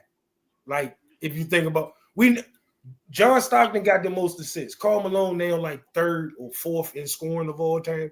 We'll never say, well, he ain't him because of me, and he was only him because don't nobody do that goofy ass shit for niggas. Well, let me say this: you talking about motherfuckers that need to get erased? You shouldn't have brought Karl Malone up with the 13-year-old. Fuck that nigga. You heard me call him a white man. What the fuck? Fuck that man. Yeah, but go ahead. I just thought about it. Yeah, hell yeah. Fuck that nigga. But you see what I'm like? Shorty was like 12 or 13. White people don't get caught up in that goofy ass shit. White people just celebrate greatness, and I try to do the same. And Kenyon was very, very, very good, close to great at what he did, and Draymond great at what he do. And why the hell we gotta make one out to be better than the other one or any of that shit? For Kenyon to create this narrative, like I personally believe, like greatness would have been great in whatever era that it was brought up in. So for people to be like such and such couldn't have played in this era, if he was a great nigga in his era and he was brought up in that era and learned the ways of the game in that era, he would have been great in that era. Like a lot of niggas act like Jerry Rice wouldn't have been the shit in this NFL where they throw the ball all over the field. That bitch had not. I just don't understand it. Like, well, in Jordan era, if Jordan played in this era, he would have came up in this era and learned how to take care of his body the way LeBron learned how to take care of his body. If LeBron came up in Jordan era, he would have played a tougher game because it was a tougher game, and he would have dogged them niggas still. I don't be understanding this shit. Like, I don't understand how you can look at sports and play sports and all that shit and not recognize when greatness is being great. And that shit gonna be great anywhere, bro. Steph Curry couldn't have played in the 80s. Bitch, he shoot from half court. Who the fuck gonna foul him at half court, bro? Like, man. I mean, I'll live with a nigga shooting from half court all game. I'll live with that. Yep. Till he's Steph Curry. No, I'm saying I would like to see his percentage from half court. Like fucking I'm sure. Would you rather a nigga shoot from half court or from the traditional 3-point line? I'd rather he shoot from half court, is what I'm saying. Man, you know what the fuck I'm saying. If I can shoot from half court, you got to bring your defense out to half court, right? You gonna keep fouling me all the way out here? Because we gonna knock the little nigga down. What? So you just push me on the ground? Could do that though. You could do that. You was gonna get called for foul. I mean, but you had goons on the team that was just there for fouling. Yeah. Like that was that nigga's job. So then when he just decided to shoot that motherfucker from 38 feet and it go in, then what? I'm saying you have to live. If a nigga shooting from that far away, you have to live with it. You just got to try to stop it. What the fuck are we talking about? They live with it now, and he do the shit all the time. Okay, cool, but you still would live with a nigga shooting from that far away versus a nigga just getting a regular shot, a regular 3-point shot. Again, we talk. The nigga's the greatest shooter. He's the greatest shooter of all time. That's not debatable. No, that's what I'm saying. I ain't saying that. Like, fuck, they might defend him different. Cool. He's still gonna be Steph Curry. I think the greatest thing about Steph is that the nigga can shoot like that off the dribble. Facts. That shit to me. That's the toughest part about his game. Like, and the nigga don't stop moving. No, it's a lot of parts of the nigga game that y'all miss, but y'all don't watch this shit. That's another conversation. I mean, I watched Steph carry a lot actually, but that nigga's the GOAT. That nigga's the GOAT. But that's your opinion. He done brought me back to GOAT I conversation. do think I do I do think white people do comparisons, but they do comparisons about shit we don't care about. Like who the best drummer in some fucking band was, or some silly ass shit like that. We don't give a fuck about that kind of stuff. They definitely They kind compare of see they like do it. They I kind of do it. definitely seen I definitely seen white boys having discussions about who's better, Jordan or LeBron. I mean, they talk about the shit too. Hey You know what I'm man, saying? if he had a fade and said nigga, that's a nigga, bro. He just Nah, nah, oh, whoa, nah. Don't be like that at all, man. Uh, but yeah, if her name believable. Becky, but she got cornrows, that's not a real white girl. Um, man, I just think, man, whoever you feel like is the GOAT, that's your GOAT. Now I don't even Um, do GOAT conversation for real. I just like stirring the fucking pot. But I can make an argument for that shit. And I think everybody in the GOAT conversation, there's an argument for that can be made. And as long as you can make an argument for a nigga as the GOAT, I don't see how you can convince that motherfucker that he not the GOAT. Yeah, you gotta have some type of logic reason though. It gotta be some type of logic other No, than but again, just like a player. but it's only like I only think it's like maybe 7 people who could really have a legitimate argument on why I think he could be or he think he could be the GOAT. A lot of them niggas just It depends on what sport we talking about. I'm only talking basketball right now. Oh, okay, yeah. Football, How about I that think football? Let's pick it open up because you got positions. You know what I'm and, saying? like so for me, I think if we just did the greatest football player ever, I probably would go with fucking Jerry Rice. But I just think like because his numbers is the most unattainable to me. Like I don't think nobody can ever catch that shit. Like none of That's that shit either. that's hard. It's hard to pick one. I can't argue that. Um, I mean, like you say, it's about 5 or 6 names you could throw in there. Once again, y'all say he smoked crack. You can't argue, motherfucker. Throw LT in there. You can't argue, motherfucker. Throw Dion. Even though he was short lived, you can't argue, motherfucker. Throw Bo Jackson. I mean, you probably could say if you say Bo Jackson, you probably could say like one of the greatest athletes, but I don't think you can't call that nigga the GOAT. Like that nigga, like as far as athletes, that I mean, to be able to do what he was doing, multiple sports, like that nigga was a problem. I think for me, I just say this before you finish this. And when we talk about DBs, it's 2 dudes that constantly get disrespected that I think should be talked in this conversation that never get brought up. One is Daryl Green and did it at a high level for like 20 some years, seemed like. And then to me, he was on the side team, but Anelius Williams was a dog, bro. You know what I'm saying? If you didn't watch the game, see, it wasn't social media like that back then. So if you didn't watch the game, pay attention, you really didn't know. You know what I'm saying?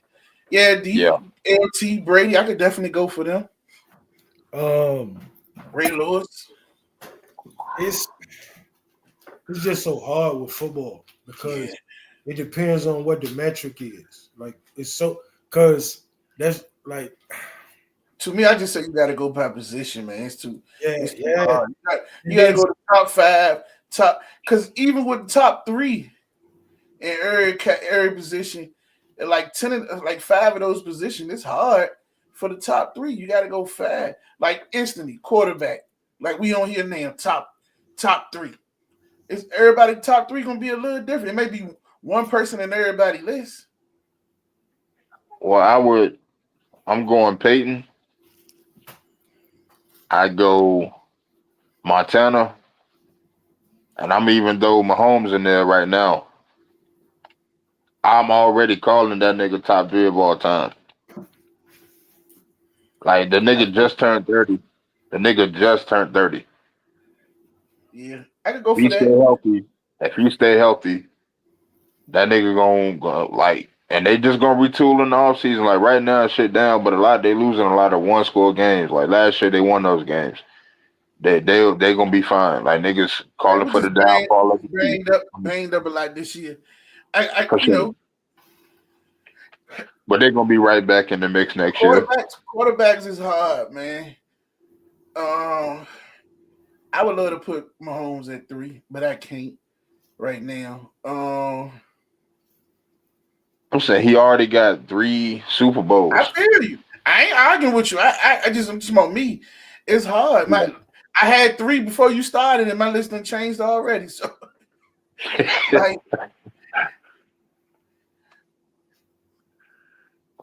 Joe, I argue this all the time. I don't know. They close. I don't know if they both make it or not. Um, I'm putting Brady over Manning.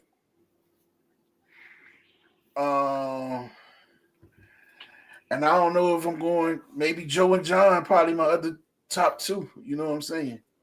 Yeah. Joe Montana and John Elway. Now hold on now. Hold on, man. Hold on, man. You sleep on John. John was a bad boy. I'm not saying he won't. Not saying he won't. I've never heard somebody put John other than like people on You're talking to a football Colorado. guy. And remind you now, I'm a Kansas City Chiefs fan, and Denver Yeah, was our rivals.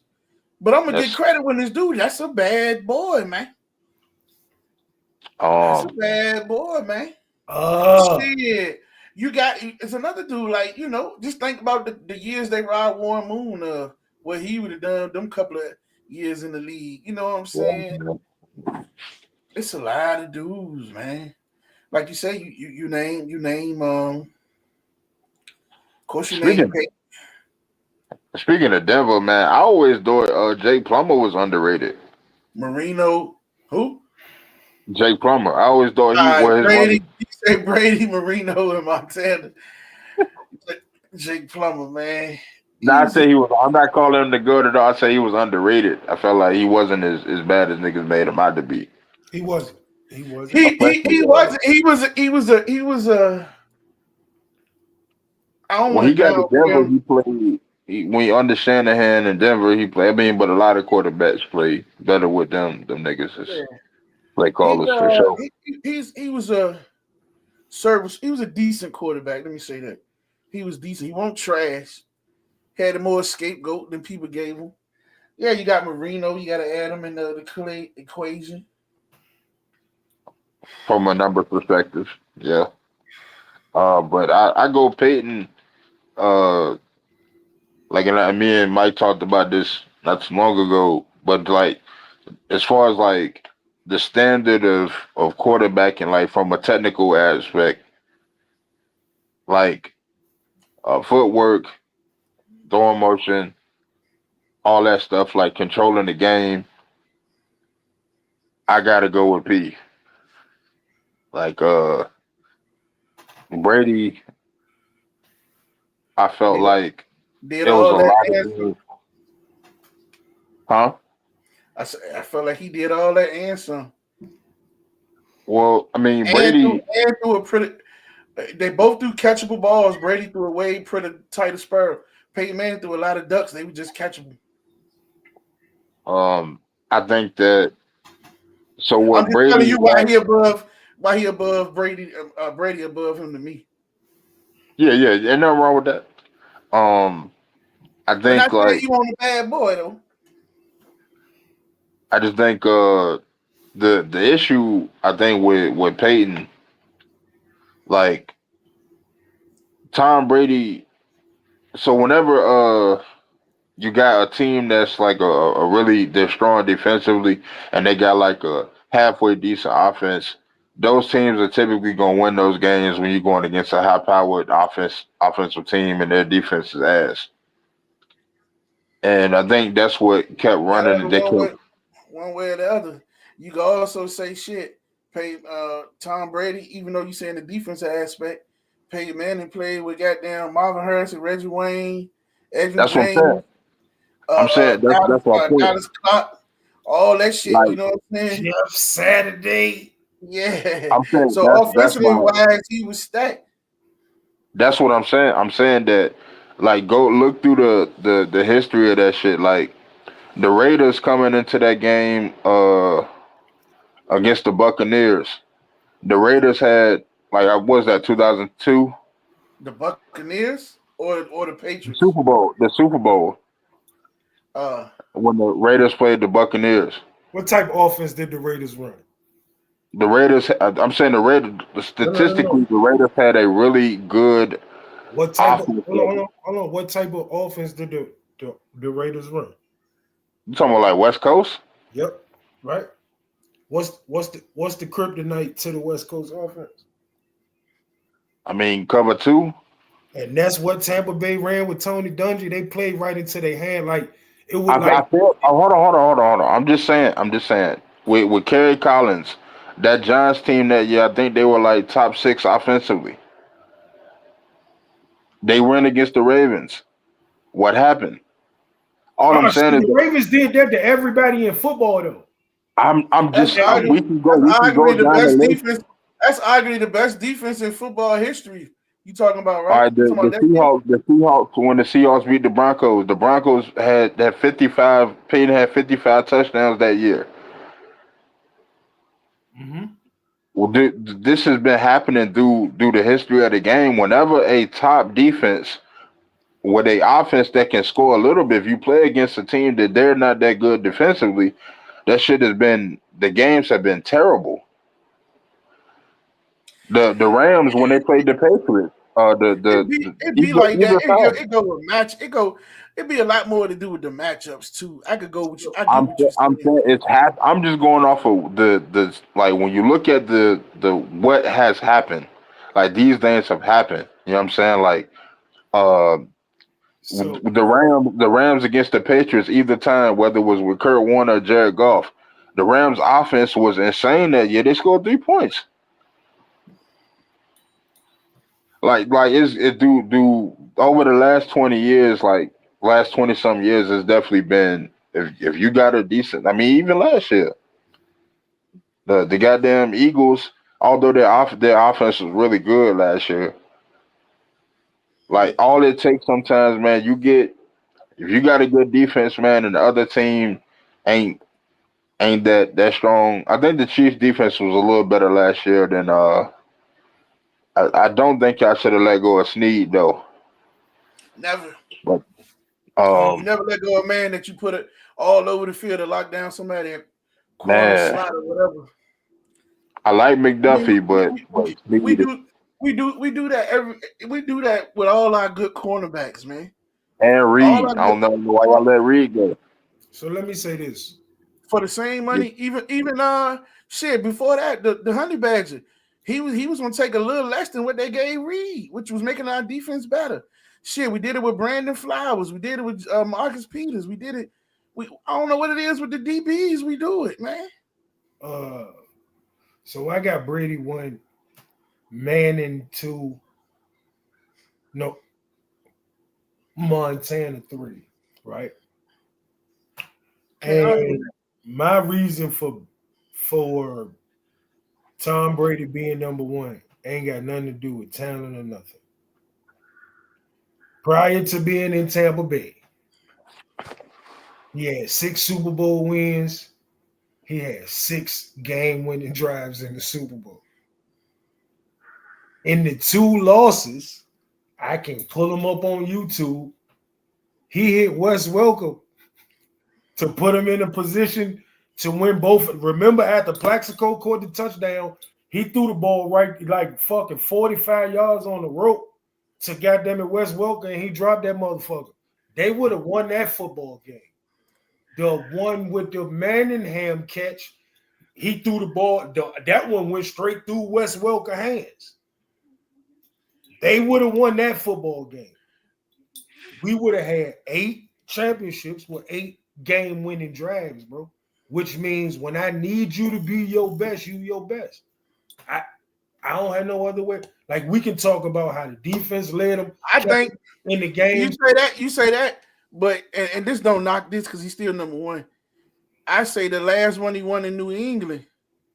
No, that's the one that solidified it for me. When he came back from 28 down, that's the one that solidified it. If the motherfucker Ford don't jump off sides, we beat them. in that championship game to go to the Super Bowl instead of them. Facts. Oh yeah. That shit that was- crushed my. I was in Vegas. I never forget that. I seen that. I almost threw my phone across the goddamn shit. No, that the nigga, same way I that felt nigga when did the that nigga bitch grabbed, right to when the nigga I grabbed the forgot who caught receiver. the pick. The That same nigga way be I better. felt when the nigga grabbed the receiver in the first Super Bowl against y'all 3 Yeah. years ago. Yeah. I truly believe that man get another chance with the ball, we gonna win. Yeah. You know what I'm saying? Like, hell yeah, no. And for me, that's the beauty of sports. Like, we can talk about the what ifs and this, that's, and the thirds of all, but it's what happened that is what make it special. The fact that, like, nobody remember this. The greatest running game of all time to me is the game when Jamal Lewis literally said, "Hey, tell the Browns I'm gonna come out and break the rushing record today," and then went out and broke the rushing record. Like, you can't make that shit up. Know what I'm saying? Like, that's crazy to me. Like, the stories, the shit that happened in the moment, the Matt Hasselbeck's going, "We want the ball first, we gonna score," then throwing a pick six on the first play. Know what I'm saying? Like, you gonna live in infamy for that shit. You goofy. One of my biggest jokes, and of course he died, and I'm a Chiefs fan. He died in his prime. Was when we shut down. We did it several games, but the game against the Seahawks, when we shut him down in the third quarter, and the man was dominating and had 7 sacks. You don't shut that down, man. No, there's another time in sports history where I felt like that. It's only been 2 times in sports history I felt like that. When Derek Thomas did that against Seattle, and I probably was like fucking 13 going, "Why you not playing no more? Why you not playing?" And if you remember the game when Melo had 70 something or 63 in the Garden, they shut that nigga down with like 4 minutes left in the third quarter. He could have got 100. He was on fire. Like, you got NBA players in the middle of the game tweeting to the coach, like, "Put that nigga back in the game." Like, fuck, bro. Like, you don't stop shit like that. You don't do that shit when Chad sent Pittsburgh Pepto. I remember that shit. Oh yeah. Yeah. It's the stories, man. Like Bird walking into the 3-point contest and saying who gonna finish second, and then going out and winning that motherfucker. Like come on, bro. Like, hey, I gotta get ready to shut it down. My headache coming back. Boy, they just kicking. I can go for that. Good little sports conversation. Yeah, man. Listen, I actually got an idea to jump on. I've been in the crib all day, ain't doing nothing, so this is my entertainment for the day. Hell yeah, I wanted to. D, appreciate you getting on there. You can get on there. Yeah, man. I know how to get you on there. I gotta have sports conversation. Don't worry about it. I got your ass. I'm about to, man. I tried to look at some of this basketball while we was on. I can't do it, man. This shit trash. Man, Duke won by 1 point. I've been sitting here watching the game. I'm about to watch Golden State, even though I'm watching the Celtics and shit so trash. I can't even remember who they playing. Looking right at Celtics and Knicks. Yeah. Good game though, 115 to 119. I just can't get into this joint. It ain't the same. It ain't the same. I can't. I be trying, listen, bro. I'm telling you, this is what you have to do, and this shit gonna sound crazy, bro. But I promise you, I'm gonna let you know when Steph come back from injury. Watch Golden State with Steph, bro. I swear to God, I don't care what your favorite shit to watch on TV is. See, I think I ain't got no player I really want to see no more. Like talking about. I swear to God, you watch that little nigga. He is the most entertaining shit on TV. I gotta find somebody young. I gotta find somebody young to come out to watch. I used to like to watch Morant till he wanted to be Pistol Pete. Yeah, he got them little pistol. Yeah. That's not Pistol Pete. That's goddamn MC Bang Bang. Goddamn it. Man, his daddy want to be a thug. Everybody, all the money y'all got, y'all. Well, come on, man, sit down somewhere. No, I ain't gonna get into. Yes, I am real quick. We allowed that culture to take over TV, and we make them people think that shit cool. They think that's what the version of being a cool guy is now. Like we let Jay-Z lie and say 30 is the new 20. So people like his daddy, he 40, but he really like just realizing that he a grown man. Listen, He like and he Style saw P said, and he saw a meal ticket in his son, so he was scared that his son wasn't gonna fuck with him. So he wanted to be more his nigga than his daddy. That Style said, y'all want to know what's gangster? Showing me them dudes that grew up in the hood, that got no charges, never sold dope, and did all that. That's gangster. That's Well, see, one of the things I think that's fucked up is we say anything gangster these days. Man, what's gangster to me is going and taking care of my goddamn kids. That's not gangster. You know what gangster is by definition? Like, stop trying to change it to sound like some cool shit. No, gangster is on the bad side, bro. You don't want to be that shit, bro. Stop trying to affiliate yourself with some shit. Yeah, we got the street culture in general. We got to learn. Yeah, the street culture is for the streets. You're not the streets. You're not a street guy. You're not a. But like I said, let me get out here. I gotta take some medicine so I can get right before I go. Listen, man, I appreciate y'all getting on. Still, appreciate you, bro. I'll be in Florida next week, but I'm looking to chop it up and still doing while I'm there. I gotta remember to pack at least take a little small set. Even if I do it from my phone, we're still gonna chop it up. Do it. We in Florida, man. D, Kenny, appreciate y'all getting on, man. As we always say, may the wind always be at your back and the sun always upon your face. And may the wings of destiny carry you aloft to dance with the stars. Until next time, keep listening with pleasure. Peace. Peace out.